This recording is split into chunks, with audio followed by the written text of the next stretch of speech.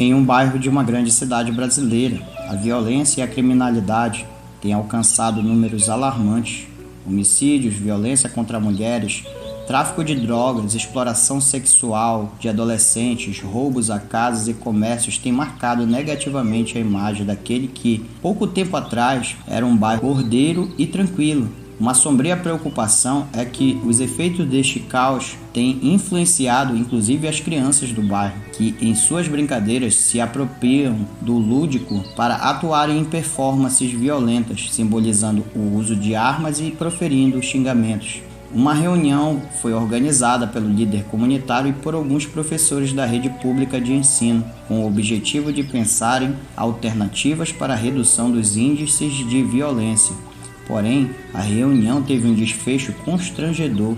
Alguns participantes acusavam que a violência começou quando algumas famílias foram alocadas em casas populares feitas no final do bairro para atender uma demanda de desapropriação de posse. A população presente na reunião se dividiu, uns acusando os outros, defendendo os moradores das casas populares. Consequentemente, a reunião se desfez. 3 dias após a reunião, o líder comunitário e os professores não se deram por vencidos e organizaram outra reunião para buscar alternativas, porém, desta vez decidiram convidar o líder e pastor de uma comunidade cristã que é atuante e influente em ações de cidadania do bairro, para que venha contribuir no parecer das circunstâncias e mediar a reunião. E essas foram as palavras do mediador. Senhoras e senhores, professoras e professores, pais e mães de família, residentes e profissionais deste nobre bairro que amamos e que hoje passa por este agravamento nas relações sociais, o que nos ocasionou esta reunião para junto tentarmos tomar uma decisão sobre o que fazer, a quem recorrer, como trazer solução significativa para que haja mudança na nossa atual demanda em relação aos vícios morais que têm afetado de forma direta ou indiretamente as famílias e as novas gerações que serão o nosso futuro. Quero começar nosso diálogo lhes contando uma história ilustrada por Jesus Cristo há 2000 anos atrás. Então, peço muita atenção para que você compreenda e assim reflita na decisão que poderá mudar a história de nossas famílias e, consequentemente, a história de nosso bairro. Então vamos lá. No Evangelho segundo Lucas, no capítulo 10 e nos versículos de 25 a 37 da NVI, certa ocasião, um perito na lei levantou-se para pôr Jesus à prova e lhe perguntou: Mestre, o que preciso fazer para herdar a vida eterna? O que está escrito na lei? Respondeu Jesus. Como você a lê? Ele respondeu: Ame o Senhor, seu Deus, de todo o seu coração e de toda a sua alma, de todas as suas forças e de todo o seu entendimento, e ame o seu próximo como a si mesmo. Disse Jesus: Você respondeu corretamente, faça isso e viverá. Mas ele, querendo justificar-se, perguntou a Jesus: E quem é o meu próximo? E em resposta disse Jesus: Um homem descia de Jerusalém para Jericó, quando caiu nas mãos de assaltantes. Estes lhes tiraram as roupas, espancaram-no e foram deixando-o quase morto. Aconteceu estar descendo pela mesma estrada um sacerdote, quando viu o homem, passou pelo outro lado. E assim também um levita, quando chegou ao lugar e o viu, passou pelo outro lado. Mas um samaritano, estando de viagem, chegou onde se encontrava o homem, e quando o viu, teve piedade dele. Aproximou-se, enfaixou-lhe as feridas, derramando nelas vinho e óleo, depois colocou-o sobre seu animal, levou-o para uma hospedaria e cuidou dele. No dia seguinte, deu 2 denários ao hospedeiro e lhes disse: Cuide dele, quando eu voltar, lhe pagarei todas as despesas que você tiver.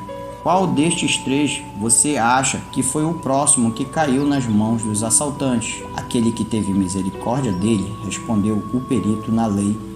Jesus lhe disse: Vá e faça o mesmo. Quero primeiramente mostrar que o contexto dessa parábola se deu em resposta de Jesus ao questionamento feito por um doutor da lei no versículo 25 do nosso texto, a respeito de como obter a salvação eterna semelhante com outras passagens no Novo Testamento.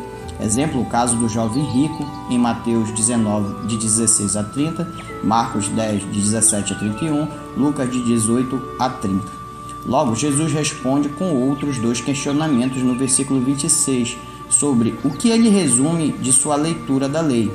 A resposta do perito na lei foi na sequência no versículo 27, citando 2 mandamentos, do amor a Deus sobre tudo e todos, e o amor ao próximo como a si mesmo, que serão um dos tópicos de nossa mensagem, pois quem pode obedecer esses 2 mandamentos em todo o tempo de sua vida? Será? Vocês, senhoras e senhores ouvintes, estão vivendo esta realidade? Será que podemos consertar nossa situação com Deus através das nossas obras? Será que aquele líder religioso conseguiu a vida eterna, pois Cristo declarou que ele respondeu corretamente? Certamente não, pois o Senhor Jesus disse para que ele fizesse o que foi resumido da lei, para que o mesmo alcance a salvação. Mas tão logo a mesma lei o condenou, tanto que ele tentou se justificar, questionando Jesus de quem seria o seu próximo. Pois se somos justificados pela lei, ao descumprir um mandamento ou menor deles somente, logo somos condenados por toda a lei. Como lemos na Epístola de Tiago 2:11, pois quem obedece a todas as leis, exceto uma, torna-se culpado de desobedecer a todas as outras. Jesus responde ao questionamento falando de um homem que descia de Jerusalém a caminho de Jericó, versículo 30. Bem, esse caminho era muito sinuoso e declive, com grandes cânions e rochas acidentadas, um caminho muito perigoso de se aventurar, pois ladrões faziam tocaias com frequência para emboscar suas vítimas. Não é à toa que era necessário diligências do Império Romano com guarnições de soldados para tornar as rotas mais seguras, porém, um caminho muito longo, de 27 quilômetros de distância e etc. Quero abrir parênteses para falar da humanidade de modo geral e de sua origem. Vamos usar a figura deste homem, representando a humanidade, o caminho de Jerusalém para Jericó como sendo o estado do homem original para o atual estado nos tempos antes de Cristo e depois de Cristo, contemplando até mesmo o momento esse em que você está ouvindo atentamente essa mensagem, e também as futuras gerações, o caminho de um lugar de bênção ao declínio do lugar de maldição, onde a morte espreita escondida nas rochas cavernosas, como diz Romanos 3:23, porque todos pecaram e destituídos estão da glória de Deus. Sobre o homem original, no primeiro capítulo do livro de Gênesis da Bíblia Sagrada, nos diz que este foi criado à imagem e semelhança de Deus, sendo um homem pleno, puro, simples e sem maldade, ou seja, ele era inocente.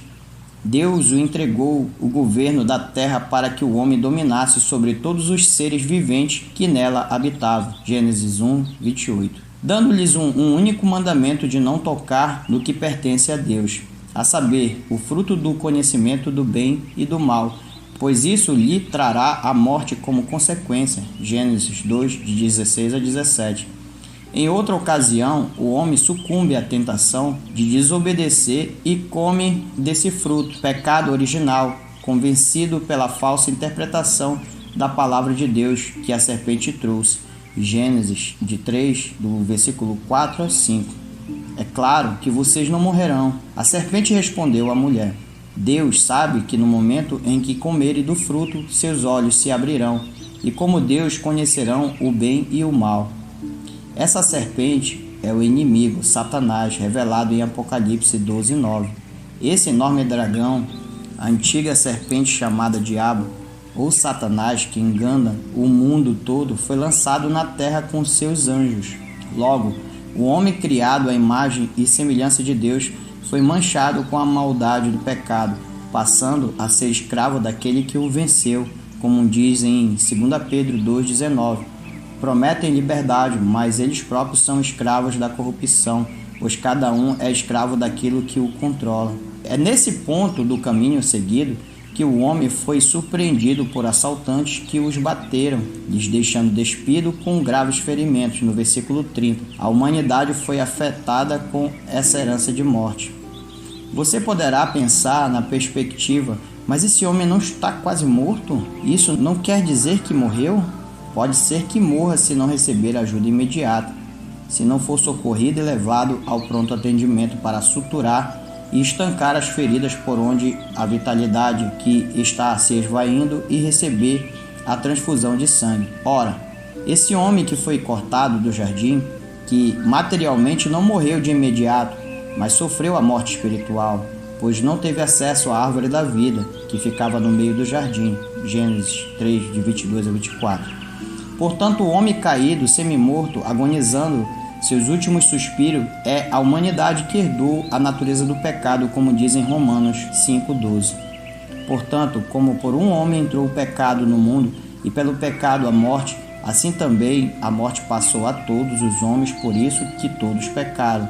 Parece surgir uma pequena esperança ao passar por aquele mesmo caminho um sacerdote, para nos mostrar um período de Adão até Moisés, como em Romanos 5,14. No entanto, a morte reinou desde Adão até Moisés, até sobre aqueles que não tinham pecado, à semelhança da transgressão de Adão, o qual é a figura daquele que havia de vir. Um tempo onde ainda não havia todos os estatutos e a lei dada a Moisés, onde havia uma escolha de sacerdotes não cotados de uma ordem arônica, da descendência de Levi. Uma escolha pela graça de Deus. Exemplo, o sogro de Moisés, Jetro, sacerdote de Deus em Midian, e também Melquisedeque, que ganha destaque na Epístola aos Hebreus, ao ser mencionado para mostrar a superioridade do sacerdócio de Cristo em comparação ao sacerdócio levítico da ordem de Arão.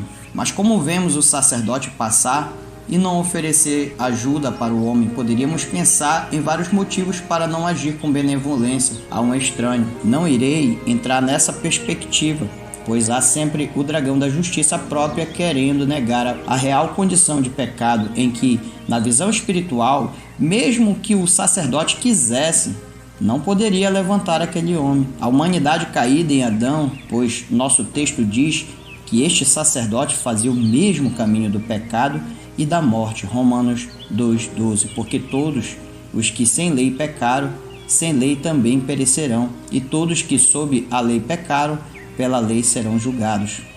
Logo então podemos concluir que o ministro, por ter herança da mesma natureza, está também em uma situação espiritual semelhante ao do homem quase morto. Consequentemente, quando vem o período da lei, a partir de Moisés, onde o sacerdócio foi sistematizado pelo estatuto da lei mosaica, como tendo que ser levita da ordem de Arão para concorrer tal função. O texto não dá voltas ao condená-los, pois declara que o levita fazia o mesmo caminho do homem, a humanidade, do sacerdote, o período sem lei, e tornamos a perceber que a lei não foi suficiente para a humanidade se erguer de sua realidade decadente. Romanos 2,13. Porque os que ouvem a lei não são justos diante de Deus, mas os que praticam a lei hão de ser justificados. Você pode estar se perguntando por que você faz essa analogia do caminho de Jerusalém descendo para Jericó como sendo um caminho de maldição. Porque a figura de Jerusalém é replicada na promessa dos novos céus e nova terra, Apocalipse 21:2. E eu, João, vi a cidade santa, a nova Jerusalém, que de Deus descia do céu, preparada como uma esposa adornada para o seu marido. A cidade de Sião, uma fortaleza no cume, um lugar alto, ou seja, um lugar de bênção.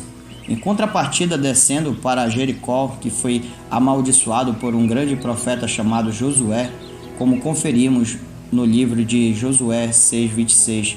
Naquela ocasião, Josué pronunciou esta maldição: que a maldição do Senhor caia sobre qualquer um que tentar reconstruir a cidade de Jericó. À custa de seu filho mais velho, lançará o alicerce. À custa de seu filho mais novo, colocará seus portões. Você pode conferir que esta profecia de maldição se cumprindo assim que a cidade de Jericó foi reconstruída, em 1 Reis 16:34. Durante o reinado de Acabe, Iel, um homem de Betel, reconstruiu Jericó.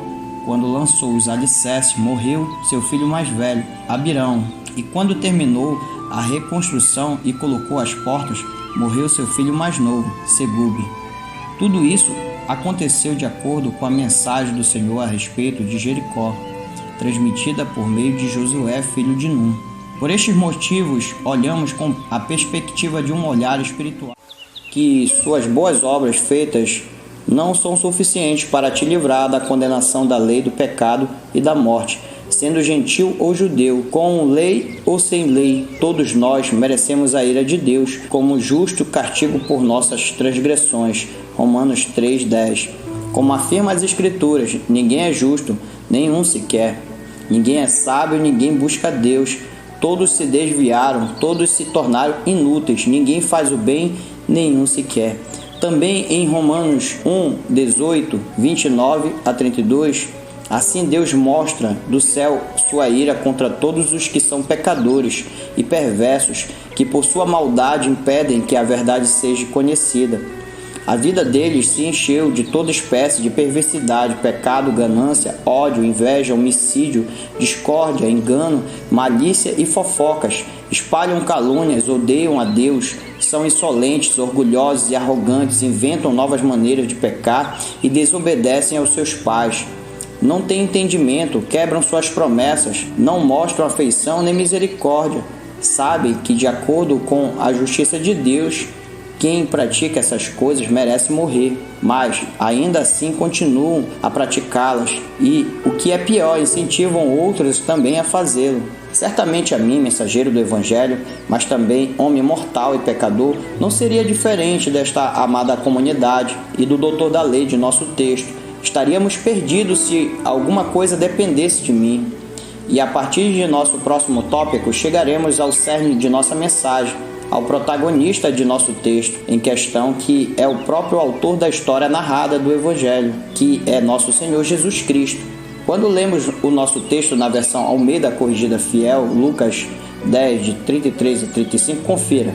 Mas certo samaritano viajando veio até ele e vendo-o, foi movido de uma íntima compaixão e aproximando-se, atou-lhe as feridas, deitando-lhes azeite e vinho e pondo-o sobre o seu animal, levou-o a uma estalagem e cuidou dele. E partindo no outro dia, tirou 2 dinheiros e deu-os ao hospedeiro e disse-lhe: cuide dele, e tudo o que demais gastares eu te pagarei quando voltar. Diferente do caminho que todos faziam, aparece enfim um homem fazendo o seu próprio caminho, descrito como o bom samaritano. Esse é Jesus Cristo, o Filho do homem, aquele que é fiel, que cumpriu toda a lei e satisfez toda a justiça de Deus. Diferente do primeiro Adão, que sucumbiu ao pecado do orgulho e da desobediência e como consequência trouxe a morte e o domínio do que lhe for entregue por Deus. Por isso Satanás tenta a Cristo na última tentação das descritas ali no deserto. E como de todas as tentativas ele tenta o nosso Salvador, oferecendo toda a terra que está agora como seu domínio despojado do primeiro Adão, fazendo uso da espada do Espírito, que é a palavra do Senhor, novamente com falsas interpretações, sem obedecer regras hermenêuticas da verdadeira interpretação bíblica. Mas tão logo o exímio espadachim toma a espada das mãos deste tirano e destroça com um golpe fatal para decidir aquela batalha espiritual. Como está escrito em Mateus 4, de 10 a 11. Sai daqui, Satanás, disse Jesus, pois as Escrituras dizem: adore o Senhor seu Deus e sirva somente a Ele. Então o diabo foi embora e os anjos vieram e serviram Jesus. Batalha essa vivida na carne por Jesus Cristo, o último Adão que não pecou, como declara o apóstolo Paulo em 1 Coríntios, no capítulo 15, do versículo 45 a 49. Assim está também escrito: o primeiro homem, Adão, foi feito em alma vivente, o último Adão em espírito vivificante. Mas não é primeiro o espiritual, senão o natural, depois o espiritual. O primeiro homem da terra é terreno, o segundo homem, o Senhor, é do céu. Qual o terreno, tais são também os terrestres, e qual o celestial, tais também os celestiais. E assim como trouxemos a imagem do terreno, assim traremos também a imagem do celestial. É Cristo, o nosso resgatador, como converge para a sua pessoa a história de Boaz e Ruth, que precisava ser resgatada por um parente, alguém próximo que não trataria como escrava, mas como alguém da família, como esposa, como sua igreja, que são todos da humanidade que creem e os que hão de crer em Jesus Cristo.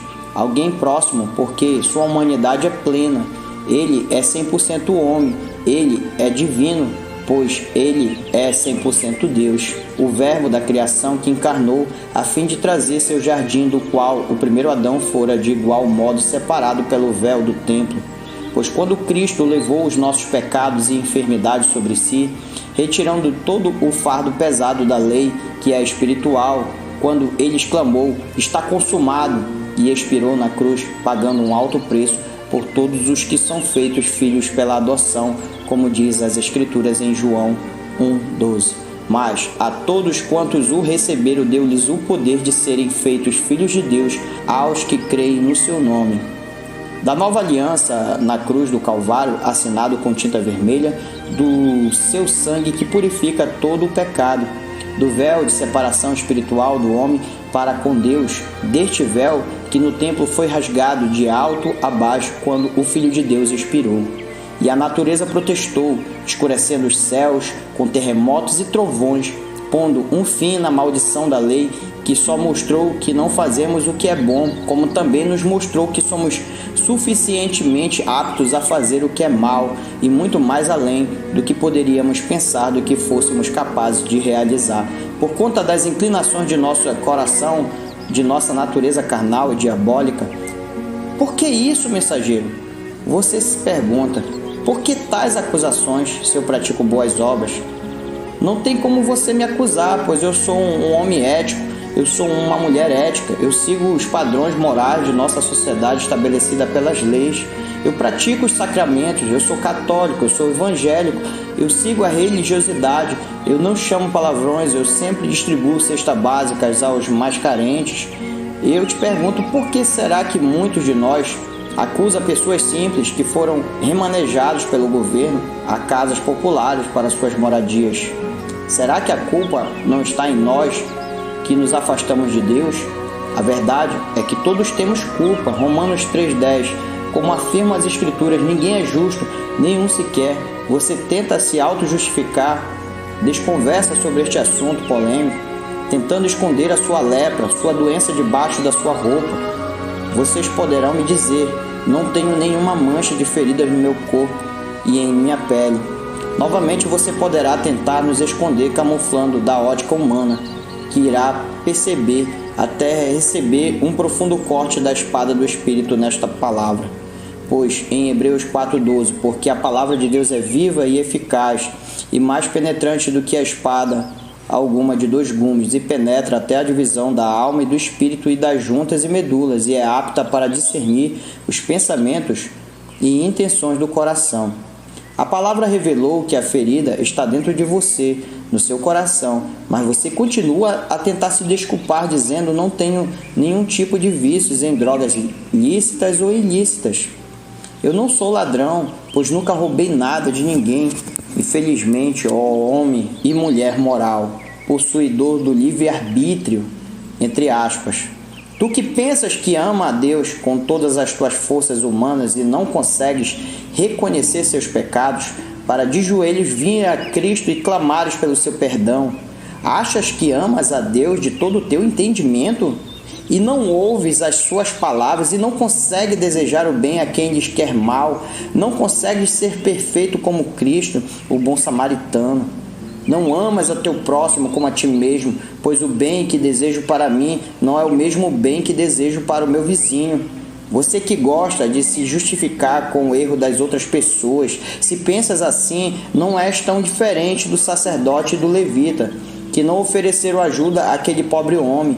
Por estes estarem na mesma miséria espiritual, não és diferente do perito da lei que indagou Jesus tentando o colocar em xeque a sua autoridade nas Escrituras, se mostrando orgulhoso para com as suas boas obras. Infelizmente, eu não posso ajudá-los com seus problemas espirituais, familiares, sociais, com sua cegueira espiritual, pois o único que pode levantar a humanidade decadente da depravação de seus pecados, da morte para a vida, é Jesus Cristo. Se hoje você crê que Ele é o Salvador, que expiou pecados que não eram seus, como está escrito em João 8:24, por isso vos disse que morrereis em vossos pecados, porque se não credes que eu sou, morrereis em vossos pecados. Meu ardente desejo na alma é que você não saia daqui sem receber a justificação pela fé em Jesus Cristo, que é produzida hoje pelo poder de suas palavras, por intermédio de seu servo que hoje vos fala em seu nome. Não termine esta audiência hoje como aquele doutor, perito da lei, preferiu contar com suas próprias forças para tentar agradar a Deus, tentar ser justificados pelas práticas de boas obras.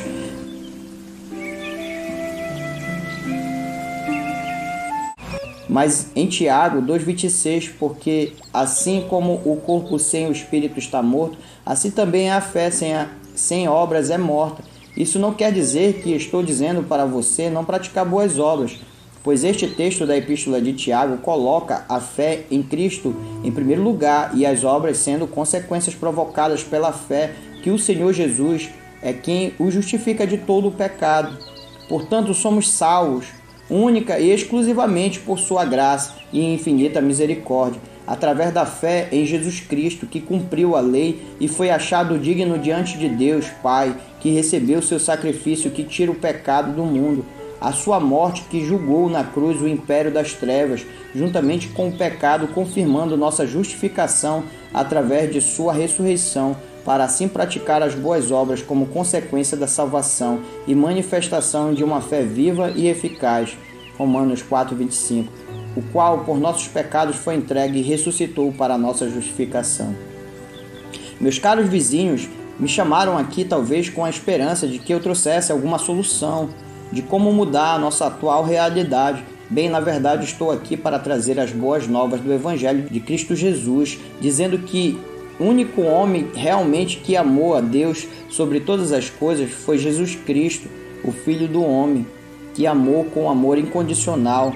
João 3,16, porque Deus amou o mundo de tal maneira que deu seu Filho unigênito para todo aquele que nele crê, não pereça, mas tenha a vida eterna. Aquele que, na figura do bom samaritano, prefigurava a rejeição por seu próprio povo, registrou João 1, de 11 a 13. Veio para o que era seu, e os seus o não receberam.